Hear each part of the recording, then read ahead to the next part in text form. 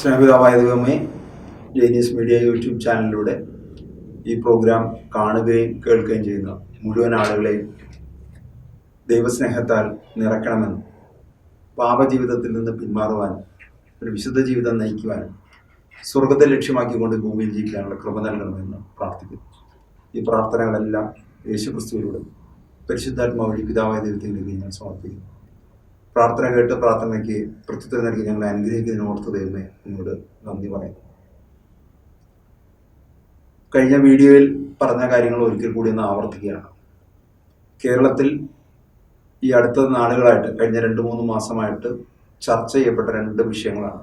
ഒന്ന്, പാലക്കാട് MLA രാഹുൽ മാങ്കൂട്ടത്തിൽ 3 പെൺകുട്ടികളുമായി ലൈംഗിക ബന്ധം പുലർത്തുകയും അവിവാഹിതനായ രാഹുൽ, ചെറുപ്പക്കാരൻ സുമുഖനുമായ രാഹുൽ 3 പെൺകുട്ടികളുമായി സൗഹൃദം സ്ഥാപിക്കുകയും അവരുമായി ലൈംഗിക ബന്ധം പുലർത്തുകയും പിന്നീട് ഈ പെൺകുട്ടികൾ രാഹുൽ അവരെ പീഡിപ്പിച്ചതാണെന്ന് ആരോപണം ഉന്നയിക്കുകയും പോലീസിൽ പരാതി കൊടുക്കുകയും പോലീസ് ഇദ്ദേഹത്തെ അറസ്റ്റ് ചെയ്യുകയും ചെയ്യുന്നു. കുറച്ച് നാളുകൾ കഴിഞ്ഞപ്പോൾ പത്തനാപുരം MLAയും മന്ത്രിയുമായ ഗണേഷ്, ട്രാൻസ്പോർട്ട് മന്ത്രി, വിവാഹിതൻ, ഡിവോഴ്സ് ചെയ്യുന്നു, വീണ്ടും വിവാഹം കഴിക്കുന്നു.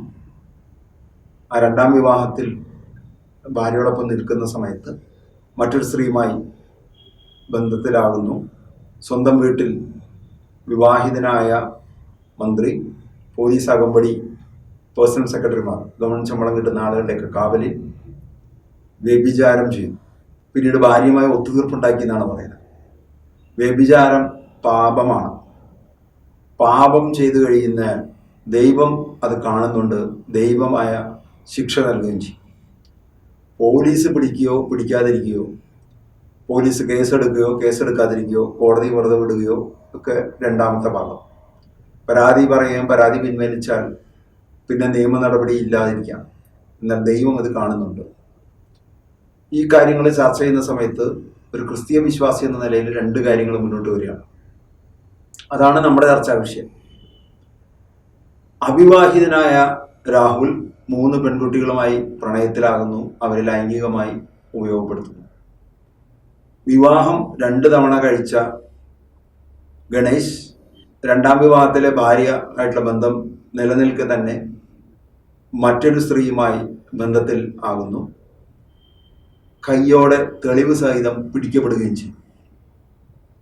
ഈ 2 കേസിൽ എന്തിനാണ് തീവ്രത? നേരത്തെ CPM-ലെ ഒരു നേതാവ്, ഒരു വനിത പറയുകയുണ്ടായി, രാഹുലിന്റെ പീഡനം തീവ്രത കൂടുതലുള്ളതും മറ്റൊരു പീഡന വീരനായ മുകേഷിന്റെ പീഡനം തീവ്രത കുറവുള്ളതാണ്. എന്തായാലും ഗണേശിന്റെ കാര്യത്തിൽ തീവ്രതയുടെ അളവ് പോലെ രാഷ്ട്രീയക്കാരും അതിനെക്കുറിച്ച് അഭിപ്രായ പ്രകടനം നടത്തിയില്ല. ധാർമ്മിക മണ്ഡലത്തിൽ അല്ലെങ്കിൽ ക്രിസ്തീയ കാഴ്ചപ്പാടിൽ ഉള്ള നമ്മൾ ഈ പ്രശ്നത്തെ കാണുന്ന സമയത്ത് 2 പദപ്രയോഗങ്ങൾ കാണുന്നുണ്ട്. നമ്മൾ കഴിഞ്ഞ വീഡിയോയിൽ കണ്ടത്, വിവാഹം കഴിച്ച വ്യക്തി വിവാഹേതര ലൈംഗിക ബന്ധം പുലർത്തുന്നതിനെ വ്യഭിചാരം എന്നാണ് വിളിക്കുന്നത്. ഗണേശ് വ്യഭിചാരം ചെയ്തിരിക്കുന്നു. മോശയുടെ കൽപ്പനകളിൽ അന്യന്റെ ഭാര്യയെ മോഹിക്കരുത്, വ്യഭിചാരം ചെയ്തതെന്ന് 2 കൽപ്പനകളും നമ്മൾ വായിക്കുന്നുണ്ട്, പഠിക്കുന്നുണ്ട്, അനുസരിക്കുന്നുണ്ട്. മോശ 10 കൽപ്പനകളും 603 നിയമങ്ങളും, അങ്ങനെ ആകെ 613 നിയമങ്ങൾ ഇസ്രായേൽ ജനത്തിന് കൊടുത്തു. നിയമങ്ങളുടെ ലംഘനം ഉണ്ടെങ്കിൽ പോലും കൽപ്പനകൾ ഒരിക്കലും ലംഘിക്കരുത് എന്നാണ് മോശ പഠിപ്പിച്ചത്. മോശ പഴയ നിയമത്തിലൂടെ പഠിപ്പിച്ചത് ഇന്നും ക്രിസ്തീയ സഭകളെല്ലാം തന്നെ അത് അപ്പാടെ തന്നെ വിശ്വാസികളെ പഠിപ്പിക്കുകയും ചെയ്യും.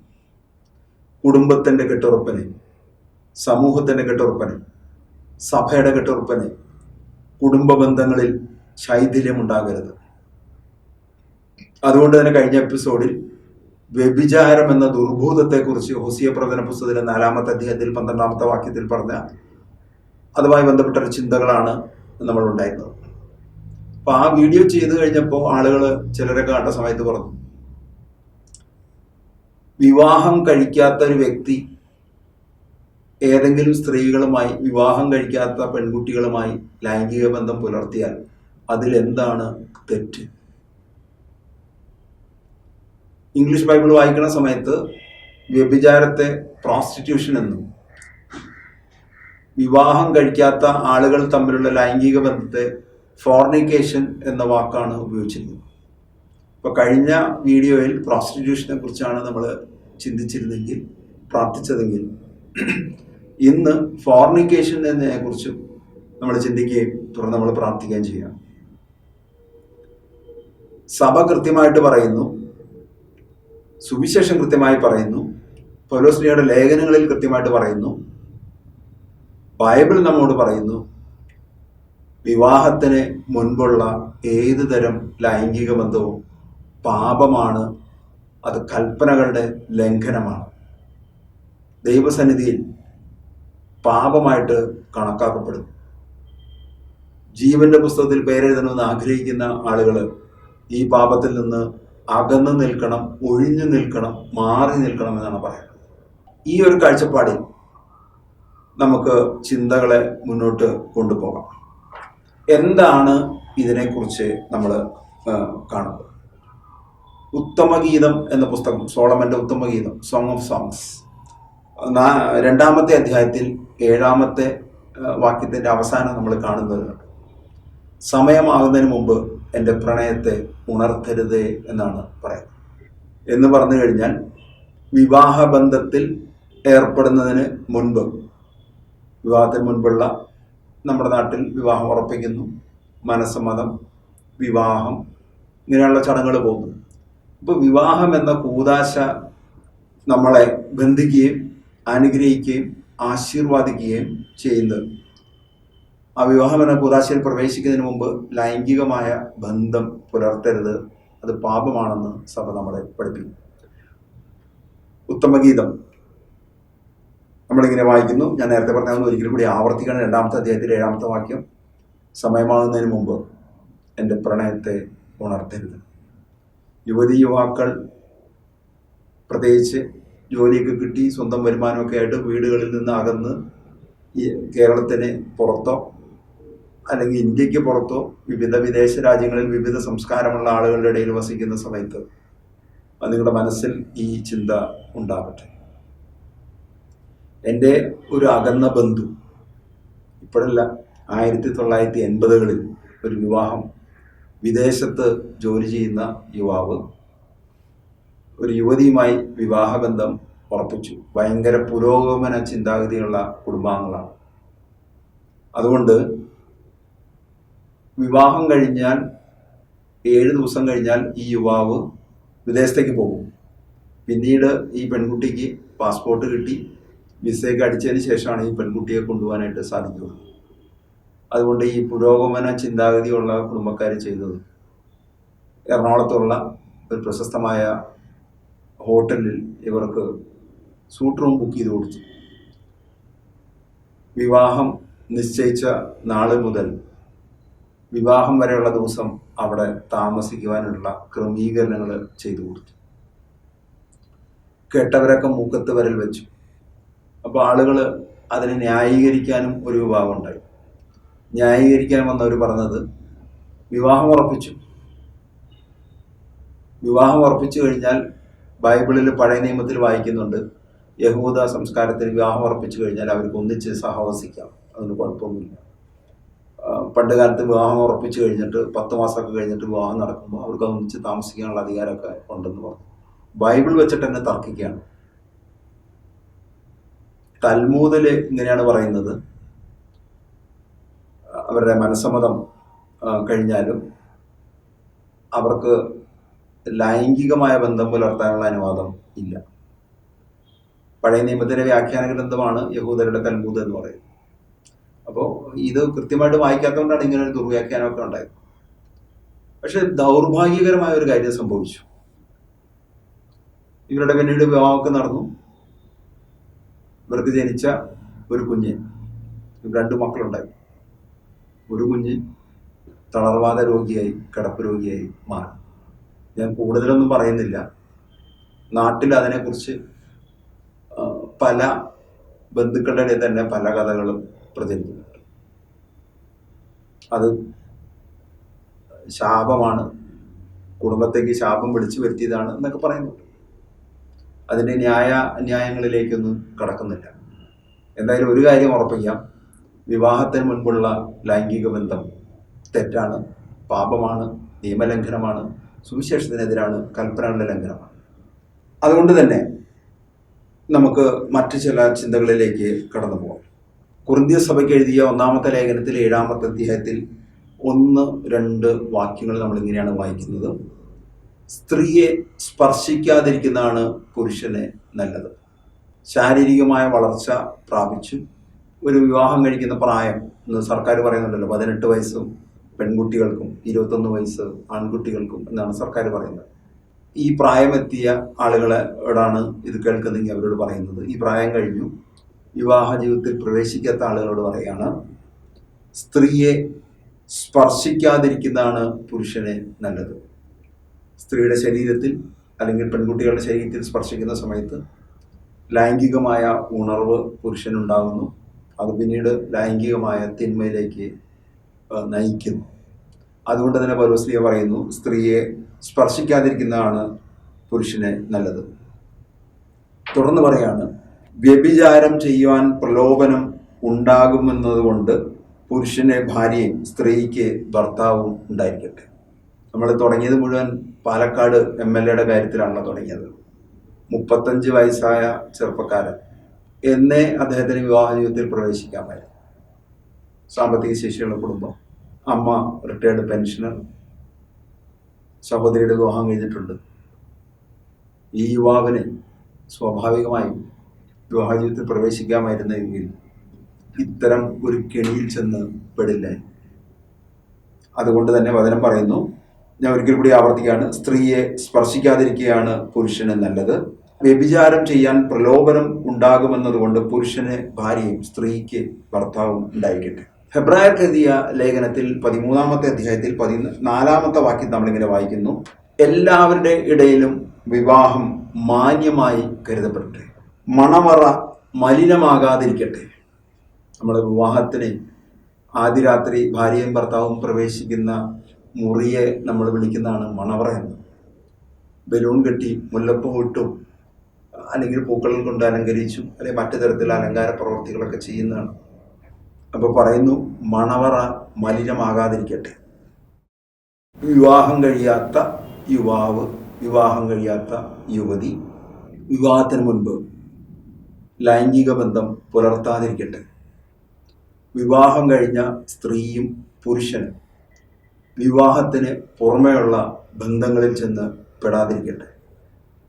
കൽപ്പനകളുടെ ലംഘനത്തിനും ഘോരമായ പാപത്തിനും കാരണമായി തീരാതിരിക്കട്ടെ.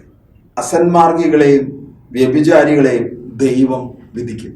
ഈ തിരുവാക്യത്തിന്റെ അവസാനം ഹെബ്രായർക്ക് എഴുതിയ ലേഖനത്തിൽ 13-ാമത്തെ അധ്യായത്തിൽ 4-ാമത്തെ വാക്യം. അന്ത്യനാളുകളിൽ യേശുവിൻ്റെ 2-ാം വരവിൽ സംഭവിക്കുന്നതാണ് അന്ത്യവിധി. ന്യായവിധി ഒക്കെ സംഭവിക്കുന്നത് അന്ത്യനാളിലെ വിധിനാളിലാണ്. ആ സമയത്ത് വിധിക്കപ്പെടും. അതുകൊണ്ട് അന്തിമവിധിയിൽ ശിക്ഷയ്ക്ക് വിധേയമാകാതിരിക്കാൻ ഇപ്പോഴേ മുൻകരുതലുകൾ എടുക്കണം. തെസ്സലോനിക്കക്കാർക്ക് എഴുതിയ ലേഖനത്തിൽ 4-ാമത്തെ, തെസ്സലോനിക്കക്കാർക്ക് 2 ലേഖനമുണ്ട്. അതിൽ 1-ാമത്തെ ലേഖനത്തിൽ 4-ാമത്തെ അധ്യായത്തിൽ 3, 4, 5 തിരുവാക്യങ്ങളിൽ കടന്നു പോകുന്ന സമയം നമ്മളിങ്ങനെ വായിക്കുന്നു, നിങ്ങളുടെ വിശദീകരണമാണ് ദൈവം അഭിലഷിക്കുന്നത്. അസന്മാർഗികതയിൽ നിന്ന് നിങ്ങൾ ഒഴിഞ്ഞു മാറും. ഈ അസന്മാർഗികത എന്ന് കൊണ്ട് ഉദ്ദേശിക്കുന്നത് വിവാഹം കഴിക്കാത്ത ആളുകൾ തമ്മിലുള്ള വിവാഹത്തിന് മുൻപുള്ള ലൈംഗിക ബന്ധവും മറ്റു തരത്തിലുള്ള ശാരീരിക ബന്ധത്തെയാണ് അസന്മാർഗിക എന്ന് ഇവിടെ ഉദ്ദേശിക്കുന്നത്. ഫോർണിക്കേഷൻ എന്ന ഇംഗ്ലീഷ് വാക്ക്. നിങ്ങളുടെ വിശദീകരണമാണ് ദൈവം അഭിലഷിക്കുന്നത്. അതായത് വിവാഹം കഴിക്കുന്നവരെ ഒരു വിശുദ്ധ ജീവിതം, ഒരു ഹോളി ലൈഫ് ഉണ്ടായിരിക്കണം. അസാൻമാർഗികതയിൽ നിന്ന് നിങ്ങൾ ഒഴിഞ്ഞു മാറുകയും വേണം. 4-ാമത്തെ വാക്യത്തിൽ വരുന്ന സമയത്ത് സ്വന്തം ശരീരത്തെ വിശുദ്ധിയിലും മാന്യതയിലും കാത്തു സൂക്ഷിക്കേണ്ടത് എങ്ങനെയെന്ന് അറിയണം. ഓരോ വ്യക്തിയും സ്വന്തം ശരീരത്തെ വിശുദ്ധിയിലും മാന്യതയിലും കാത്തു സൂക്ഷിക്കേണ്ടത് എങ്ങനെയെന്ന് അറിയണം. ഇന്ന് പല തരത്തിലുള്ള ആരോപണങ്ങളും പ്രത്യാരോപണങ്ങളൊക്കെ കേൾക്കുന്ന സമയമാണ്. പാലക്കാട് MLA-ക്കെതിരെ വന്ന ഒരു ആരോപണം പത്തനാപുരം MLA, രണ്ട് വിവാദ നായകന്മാരാണ്. ആ വിവാദ നായകനായ പത്തനാപുരം MLA ഗണേശ് പറഞ്ഞത് രാഹുൽ പാലക്കാട് ജയിച്ചതിന് ശേഷം അവിടുത്തെ IVF സെന്ററുകൾ പൂട്ടിപ്പോയി, അബോർഷൻ സെന്ററുകളിൽ ബിസിനസ് വർദ്ധിക്കുകയും ചെയ്തു. പെട്ടെന്ന് കേൾക്കുന്ന ആളുകൾക്ക് ഇത് എന്താണെന്ന് മനസ്സിലാവില്ല. മക്കളില്ലാത്ത ദമ്പതികൾക്ക് മക്കളെ ജനിപ്പിക്കുവാൻ കൃത്രിമമായിട്ട് നടക്കുന്ന ബീജദാനം ഒക്കെയാണ് ഈ IVF എന്ന ചികിത്സാ സമ്പ്രദായത്തിൽ സംഭവിക്കുന്നത്. ഈ രാഹുൽ അവിടെ വന്നതുകൊണ്ട് IVF സെന്റേഴ്സ് കച്ചവടം ഇല്ലാതെ പൂട്ടിപ്പോയി എന്നാണ് പറയുന്നത്. അതോടൊപ്പം അബോർഷൻ നടത്തുന്ന ക്ലിനിക്കിലൊക്കെ ബിസിനസ് വർദ്ധിച്ചു എന്നാണ് പറയുന്നത്. തിരിച്ച് രാഹുൽ ഗണേശനിട്ടും ഇതേ ആരോപണം തന്നെയാണ് ഉപയോഗിച്ചത്. പാലക്കാട് ടൗണിന് മാത്രം കേന്ദ്രീകരിച്ചുകൊണ്ട് വിമർശനമാണ് ഗണേശ് നടത്തിയെങ്കിൽ അടൂരും കൊട്ടാരക്കരയും പത്തനാപുരത്തും ഒക്കെയുള്ള IVF സെന്റേഴ്സുകൾ പൂട്ടിപ്പോവുകയും അബോർഷൻ ക്ലിനിക്കിൽ ബിസിനസ് വർദ്ധിക്കുകയും ചെയ്യുന്നത് രണ്ടു കൂട്ടരും അങ്ങോട്ടും ഇങ്ങോട്ടും ആരോപണം ഉന്നയിക്കുകയാണ്. പക്ഷെ ഇവിടെ പറയുന്നു, സ്വന്തം ശരീരത്തെ വിശുദ്ധിയിലും മാന്യതയിലും കാത്തു സൂക്ഷിക്കേണ്ടത് എങ്ങനെയാണെന്ന് അറിയണം. തുറന്നു പറയാണ്, വിജാതീയരെ പോലെ കാമവികാരങ്ങൾക്ക് നിങ്ങൾ വിധേയരാകരുത്. ലൈംഗികമായ വികാരങ്ങളും വിചാരങ്ങളും ഒക്കെ എല്ലാ മനുഷ്യർക്കും ഉണ്ടാകാം. എന്നാൽ ജ്ഞാനസ്നാനം സ്വീകരിച്ച് ക്രിസ്തീയ സഭകളിൽ അംഗങ്ങളായിട്ടുള്ള ആളുകൾ, അത് കത്തോലിക്ക സഭയുടെ മാമോദിസ ആയാലും അല്ലെങ്കിൽ ഇന്ന് വേർപെട്ട സഭകൾ എന്ന് പറയുന്ന സഭകൾ അനുഷ്ഠിക്കുന്ന മുഴുവൻ സ്നാനം, ഏതെങ്കിലും നദിയിലോ കുളത്തിലോ മുങ്ങിക്കയറുകയാണെങ്കിൽ പോലും, ഏത് തരത്തിൽ സ്നാനമാണെങ്കിലും കൽപ്പനകൾ ലംഘിച്ച വ്യക്തിയെ അല്ലെങ്കിൽ കുടുംബത്തിൻ്റെ ആവശ്യങ്ങൾ നിറവേറ്റാത്ത വ്യക്തിയെ വിജാതീയരെ പോലെ കരുതണമെന്നാണ് തിമോത്തിയോസിന്റെ ലേഖനത്തിൽ നമ്മൾ വായിക്കുന്നത്. അപ്പം അതുകൊണ്ട് വിജാതീയരെ പോലെ എന്ന് പറഞ്ഞു കഴിഞ്ഞാൽ കാമവികാരങ്ങളെ, ലൈംഗിക വികാരങ്ങളെ നിയന്ത്രിക്കാൻ പറ്റാത്ത സഭാവിശ്വാസി ഒരു വിജാതീയനെ പോലെ ഹീനനായി കരുതേണ്ടിയിരിക്കുന്നു. സ്വാഭാവികമായിട്ടും ചിന്തിക്കുക, അപ്പോൾ എന്താണ് സെക്സ് എന്ന്. ഉൽപ്പത്തി പുസ്തകത്തിൽ 2-ാമത്തെ അധ്യായത്തിൽ 24-ാമത്തെ വാക്യം നമ്മളെങ്ങനെ പഠിപ്പിക്കുന്നു? ബൈബിളിലെ 1-ാമത്തെ പുസ്തകമാണ് ഉൽപ്പത്തി പുസ്തകം. ഉൽപ്പത്തി പുസ്തകത്തിൽ 2-ാമത്തെ അധ്യായത്തിൽ 24-ാമത്തെ വാക്യം, പുരുഷൻ മാതാപിതാക്കളെ വിട്ട് ഭാര്യയോട് ചേരും, അവർ ഒറ്റ ശരീരമായി തീരും എന്ന് പറഞ്ഞു കഴിഞ്ഞാൽ, വിവാഹം കഴിഞ്ഞ് ഒരു ശരീരമായി തീരും എന്ന് പറയുന്ന സമയത്ത് തിരിച്ചൊന്ന് ചിന്തിക്കാം. വിവാഹത്തിന് മുൻപ് മാതാപിതാക്കളെ വിട്ട് ഏതെങ്കിലും സ്ത്രീയുമായി ചേർന്ന് ഒറ്റ ശരീരമായി തീരരുത്, അല്ലെങ്കിൽ വ്യഭിചാരം ചെയ്യരുത് എന്ന് സുവിശേഷം നമ്മളെ പഠിപ്പിക്കുന്നു. ഉത്തമഗീതം ഒരു പ്രണയകാവ്യമാണ്. സോളമൻ്റെ ഒരു പ്രണയകാവ്യമായിട്ട് പറയുന്നുണ്ടെങ്കിൽ ഇതിനകത്ത് ചില ആത്മീയ ചിന്തകളും വരുന്നുണ്ട്.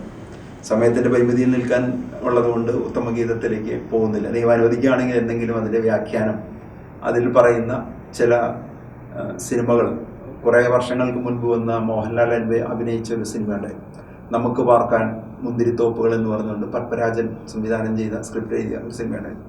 അതിനകത്ത് പലപ്പോഴും കാമുകന്മാർ കണ്ടുമുട്ടുന്ന സമയത്ത് ഈ ഉത്തമഗീതത്തിലെ കവിതകളും വചനങ്ങളുമാണ് അവരെ പരസ്പരം സംസാരിച്ചിരുന്നത്. ഉത്തമഗീതം എന്നൊരു പുസ്തകമുണ്ട്. ഞാൻ ഡിഗ്രി പഠിക്കുന്ന സമയത്ത് 1982-ലാണ് സിനിമ വന്നത്, എനിക്ക് ഓർക്കുന്നില്ല. ആ സമയത്ത് ചെറുപ്പക്കാർ മുഴുവൻ ഈ ഉത്തമഗീതം എടുത്ത് വായിക്കാൻ തുടങ്ങി. ബൈബിളിൽ അതേവരെ വായിക്കാത്ത ഹിന്ദുമത വിഭാഗത്തിൽപ്പെട്ടവരും ആയിട്ടുള്ള എൻ്റെ സ്നേഹിതർ പോലും ഈ ബൈബിളൊന്ന് കാണണം, ഉത്തമഗീതം വായിക്കണം. ഉത്തമഗീതത്തിലെ പിന്നെ ചെറിയ പുസ്തകമാണ്, ആകെ 5-6 അധ്യായങ്ങളുള്ളത് കൊണ്ട് പെട്ടെന്ന് വായിച്ച് തീർക്കാനും പറ്റും. അപ്പോൾ അതിനകത്ത് പറയുന്ന സിനിമയിൽ പറഞ്ഞ ഡയലോഗുകളൊക്കെ കൃത്യമായിട്ട് വായിക്കാൻ വേണ്ടിയിട്ടാണ് ഇത് വായിച്ചത്. ഈ ഉത്തമഗീതത്തിൽ പറയുന്ന, ഈ ഉത്തമഗീതം വായിക്കാൻ ആഗ്രഹിക്കുന്ന ആളുകളോട് പറയാനുള്ളത്, ഉത്തമഗീതത്തിൽ 4-ാമത്തെ അധ്യായത്തിൽ 12-ാമത്തെ വാക്യം നമ്മളിങ്ങനെയാണ് പറയുന്നത്, അടച്ചുപൂട്ടിയ ഉദ്യാനമാണ് എൻ്റെ സോദരി, എൻ്റെ മണവാട്ടി അടച്ച ഉദ്യാനമാണ്, മുദ്ര വെച്ച നീരുറവയാണ് എന്ന് പറഞ്ഞു കഴിഞ്ഞാൽ, വിവാഹം കഴിയാത്ത പെൺകുട്ടി അടച്ചുപൂട്ടിയ ഉദ്യാനം പോലെ തൻ്റെ തന്നെ ശരീരത്തെ സൂക്ഷിക്കണം. എൻ്റെ മണവാട്ടി ഉദ്യാനമാണെന്നാണ് പറഞ്ഞത്, തോട്ടമാണ്. ആ തോട്ടത്തിലേക്ക് നിരവധി ആളുകളെ ആകർഷിക്കും. പക്ഷേ ഈ ഉദ്യാനം അടച്ചുപൂട്ടി കാവൽ നിർത്തി സ്വന്തം ശരീരത്തെ സംരക്ഷിക്കണം. അതുപോലെ തന്നെ പറഞ്ഞ മുദ്ര വെച്ച നീരുറവയാണ്. ആ നീരുറവയിൽ നിന്ന് കുടിക്കുവാൻ ഈ പെൺകുട്ടി വിവാഹം കഴിക്കുന്ന യുവാവിന് മാത്രമാണ് അവകാശമാണ്. ഇതിൻ്റെ ആത്മീയമായ അർത്ഥങ്ങളിലേക്ക് ധ്യാനിക്കും തോറും നമുക്ക് ആഴങ്ങളിലേക്ക് കടന്നു തരും. ശരീരത്തിൻ്റെ വിവാഹത്തിന് മുൻപുള്ള വിശുദ്ധിയെക്കുറിച്ചാണ് ഈ ഉത്തമഗീതത്തിൽ, സോങ് ഓഫ് സോങ്സ്, അതിനകത്ത് നമ്മൾ ഇത് പഠിക്കുന്നു. സുഭാഷിതങ്ങളുടെ പുസ്തകങ്ങളിലേക്ക് വരുന്ന സമയത്ത് നമ്മളിങ്ങനെ കാണുന്നുണ്ട്. 6-ാമത്തെ അധ്യായത്തിൽ 32-ാമത്തെ വാക്യത്തിൽ നമ്മളിങ്ങനെ വായിക്കുന്നു, വ്യഭിചാരം ചെയ്യുന്നവന് സുബോധമില്ല. ഈ ബോധവും സുബോധവും തമ്മിലുള്ള വ്യത്യാസം എന്താണ്? ചിലപ്പോൾ നമ്മൾ പറയാറുണ്ട് ബുദ്ധിയുണ്ട് ബോധമില്ല എന്നൊക്കെ പറയണം. അപ്പോൾ ബോധമില്ലായ്മ, സുബോധം, ഇപ്പോൾ 3 കാറ്റഗറിയാണ്. അപ്പോൾ എന്താണ് ഈ ബുദ്ധിയും ബോധമില്ലായ്മയും സുബോധം എന്ന് മനസ്സിലാക്കും. ഞാൻ ചെയ്യുന്ന കാര്യങ്ങൾ ദൈവഹിതമനുസരിച്ചുള്ള പ്രവൃത്തിയാണ് ചെയ്യുന്നതെങ്കിൽ അത് സുബോധമാണ്. ഞാൻ ലോകത്തിൻ്റെതായിട്ടുള്ള അറിവ് വെച്ചുകൊണ്ട് ദൈവിക നിയമങ്ങളെ ലംഘിച്ചുകൊണ്ട് ജീവിക്കുന്നതാണ് ബോധം അവസ്ഥയിലുണ്ടാകുന്നത്. ചില ആളുകൾ കുടിച്ച് ബോധം പോയി എന്നൊക്കെ പറയാറുണ്ട്. കുടിച്ച് ബോധം പോയി കഴിഞ്ഞാൽ പലപ്പോഴും ചില കല്യാണ വീടുകളിലൊക്കെ ചില ആളുകൾ തമ്മിൽ തർക്കമൊക്കെ ഉണ്ടാകുന്ന സമയത്ത് പറയാറുണ്ട്, ഞാൻ 2 അടിച്ചിട്ടുണ്ടായിരുന്നു, എനിക്ക് പറയാനുള്ളതൊക്കെ ഞാൻ പറഞ്ഞു എന്ന് പറഞ്ഞ് മനസ്സിൻ്റെ ഉള്ളിൽ ഉണ്ടായിരുന്നു, പറയാൻ ധൈര്യം ഉണ്ടായിരുന്നില്ല. മദ്യം അകത്ത് ചെന്ന സമയത്ത് വന്നു, അത് പറഞ്ഞു, തുടർന്ന് വഴക്കുണ്ടാവുന്നു, പിന്നെ കുറേ ആളുകൾ പിടിച്ചു മാറ്റി വെച്ചു. ധൂർത്തപുത്രൻ്റെ ഉപമ വായിക്കുന്ന സമയത്ത് നമ്മൾ കാണുന്നുണ്ട്, അവൻ്റെ അപ്പനോട് അവൻ്റെ അവകാശം ചോദിക്കുന്നു, അതിലെന്തെങ്കിലും കുഴപ്പമുണ്ടോ? അപ്പനോട് പ്രായമായ മകൻ വന്നിട്ട് എനിക്കെന്തെങ്കിലും അപ്പൻ്റെതായിട്ടുള്ള സ്വത്തിലെ അവകാശം ചോദിക്കുന്നു. അപ്പനത് കൊടുക്കുന്നു. ഇപ്പം നല്ല ബോധമുണ്ട്. കിട്ടിയ സ്വത്ത് അവൻ വിൽക്കുന്നു, അത് പണമാക്കി മാറ്റുന്നു. വസ്തു വിൽക്കണമെന്നെങ്കിൽ ഇന്ന് 100,000 നടപടിക്രമങ്ങൾ വേണം. വസ്തുവിൻ്റെ കൊടുക്കുന്ന സർട്ടിഫിക്കറ്റ് വേണം, കൈവശ സർട്ടിഫിക്കറ്റ് വേണം, ലൊക്കേഷൻ മാപ്പ് വേണം, വില്ലേജിൽ പോയി നികുതി അടയ്ക്കണം, ഇതിലെ LA പട്ടയമാണോ, ROR മേടിക്കണം, 100,000 നടപടിക്രമം കഴിഞ്ഞിട്ട് വേണം ഭൂമി വിൽക്കാനായിട്ട്. അപ്പോൾ അപ്പൻ്റെ കയ്യിൽ നിന്ന് കിട്ടിയ ഭൂമി മുഴുവൻ വിറ്റ് പണമാക്കാനുള്ള ബോധം അവന് ഉണ്ടായി. അപ്പൻ്റെ നിയന്ത്രണത്തിൽ വരാതിരിക്കാൻ ദൂരദേശത്തേക്ക് പോയി. അന്ന് GPS ഒന്നുമില്ല, ലൊക്കേഷൻ മാപ്പ് ഒന്നും ഇല്ലെങ്കിൽ ദൂര സ്ഥലത്തേക്ക് പോകും. ആ പോയ സമയത്ത് അവനവിടെ ചെന്നു. പിന്നീട് അവന് നല്ല ബോധം ഉണ്ടായിരുന്നു. പണം ഒക്കെ കയ്യിൽ വെച്ച് അവൻ പല കാര്യങ്ങൾ ചെയ്തു, എല്ലാം നഷ്ടപ്പെട്ടു. അവസാനം പന്നികളുടെ മേയ്ക്കുന്ന തൊഴിലിൽ ഏർപ്പെടുന്നു. പന്നികളുടെ തീറ്റ പോലും അവന് കിട്ടാതെ വന്ന സമയത്ത് അവൻ അവിടെ കിടന്ന് ആലോചിച്ചു. ബൈബിൾ പറയുന്നൊരു വാക്യമുണ്ട്, അവന് സുബോധം വന്നു. അവന് സുബോധം വന്ന സമയത്ത് അവൻ ആലോചിച്ചു, എൻ്റെ പിതാവിൻ്റെ ഭവനത്തിൽ വേലക്കാർ എത്ര സമൃദ്ധമായി ഭക്ഷണം ചെയ്ത് ജീവിക്കുന്നു, എൻ്റെ പിതാവിൻ്റെ ഭവനത്തിൽ ഒരു വേലക്കാരനായി നിൽക്കുകയാണെങ്കിൽ ഇതിലും എത്ര നല്ലതാണ്. സുബോധം വന്നു കഴിഞ്ഞപ്പോൾ അവൻ അപ്പൻ്റെ അടുത്തേക്ക് ചെല്ലുന്നു, അപ്പനോട് മാപ്പ് ചോദിക്കുന്നു. അപ്പൻ അവനെ കെട്ടിപ്പിടിക്കുന്നു, അവനെ പുതിയ ചെരുപ്പുകൾ ധരിപ്പിക്കുന്നു, മോതിരം ധരിപ്പിക്കുന്നു, പുതിയ വസ്ത്രം, പട്ടുവസ്ത്രം നൽകി ആദരിക്കുന്നു, കൊഴുത്ത കാളക്കുട്ടിയെ ഒന്ന് വിഭവമൊരുക്കുന്നു. ഇതൊക്കെ സുബോധം വന്ന സമയത്താണ് ഉണ്ടായത്. ഇവിടെ പറയുന്നു, വ്യഭിചാരം ചെയ്യുന്നവന് സുബോധമില്ല, അവൻ തന്നെ നശിപ്പിക്കുകയാണ്. ഈ സുബോധമില്ലാതെ വരുന്ന സമയത്ത് തന്നെ നശിപ്പിക്കുകയാണ് അവൻ ചെയ്യുന്നത്. അതുകൊണ്ട് നമുക്ക് ഈ 2 സംഭവങ്ങൾ നമ്മുടെ മുൻപിൽ കടന്നു വരുന്ന സമയത്ത് പാലക്കാട് MLA, പത്തനാപുരം MLA നമ്മളെ 2 കാര്യങ്ങൾ പഠിപ്പിക്കുകയാണ്. പാലക്കാട് MLA വിവാഹം കഴിക്കാതെ പെൺകുട്ടികളുമായി കൂട്ടുചേർന്ന് വിവാഹത്തിന് മുൻപ് ലൈംഗിക പാപം ചെയ്യുന്നു. പത്തനാപുരം MLA 2 തവണ വിവാഹം കഴിക്കുന്നു. ആദ്യ ഭാര്യയെ മോചനം നടക്കുന്നു, ഡിവോഴ്സ് നടക്കുന്നു. 2ാമത്തെ ഭാര്യ ബന്ധം നിലനിൽക്കുമ്പോൾ തന്നെ പല സ്ത്രീകളുമായി ബന്ധപ്പെടുന്നു, വ്യഭിചാരം ചെയ്യുന്നു. വ്യഭിചാരം കൽപ്പനകളുടെ ലംഘനമാണ്. വിവാഹത്തിന് മുൻപുള്ള ലൈംഗിക ബന്ധം, ഫോർണിക്കേഷൻ, അതും കൽപ്പനകളുടെ ലംഘനം തന്നെയാണ്. ഈ 2 പേരുടെയും ലൈംഗിക ബന്ധത്തിൻ്റെ തീവ്രത അളക്കാൻ പോകേണ്ട, 2 പേരും ചെയ്തത് പ്രോസ്റ്റിറ്റ്യൂഷൻ ആയാലും ഫോർണിക്കേഷൻ ആയാലും ഇത് 2ഉം കൽപ്പനകളുടെ ലംഘനമാണ്. പാപം ചെയ്യുന്നവൻ പാപത്തിന് അടിമ എന്നാണ് സുവിശേഷം പറയുന്നത്. ഈ 2 പ്രത്യക്ഷ ഉദാഹരണങ്ങൾ ധാർമ്മികമായ കാഴ്ചപ്പാടോടുകൂടി നോക്കിക്കാണുന്നതിന് ഈ പാപം ചെയ്തവർ ആ പാപത്തിൽ നിന്ന് പിൻവാങ്ങി ഒരു വിശുദ്ധ ജീവിതം നയിക്കുവാനും ഈ പ്രഘോഷണം കേട്ടുകൊണ്ടിരിക്കുന്ന മുഴുവൻ ആളുകൾക്കും മാനസാന്തരം ഉണ്ടാകുന്നതിനും നിത്യജീവൻ ലക്ഷ്യമാക്കിക്കൊണ്ട് ഭൂമിയിൽ ജീവിക്കുവാൻ, ചെയ്ത പാപങ്ങളെക്കുറിച്ച് പശ്ചാത്തപിക്കുവാൻ, മേലിൽ പാപം ചെയ്യലെന്ന് ദൃഢപ്രതിജ്ഞ ചെയ്യുന്നതിനും, ലൈംഗിക പാപങ്ങളിൽ നിന്ന് ഓടി അകലുന്നതിനും, സ്വന്തം ശരീരത്തെ വിശുദ്ധമായി കാത്തു സംരക്ഷിക്കുന്നതിനും, പരിശുദ്ധാത്മാവിൻ്റെ ആലയമായ ഈ ശരീരം പാപികളോട് പങ്കുചേരാതെ, വേശ്യകളോട് പങ്കുചേരാതെ ശരീരത്തെ വിശുദ്ധമായി നിലനിർത്തിക്കൊണ്ട് വിശുദ്ധ ജീവിതം നയിക്കുവാൻ ഇത് കാണുകയും കേൾക്കുകയും ചെയ്ത മുഴുവൻ ആളുകൾക്ക് പ്രേരണയും പ്രചോദനയും ലഭിക്കട്ടെ എന്ന് പ്രാർത്ഥിക്കുന്നു. ദൈവം എല്ലാവരെയും ധാരാളമായി അനുഗ്രഹിക്കട്ടെ. ആമേൻ.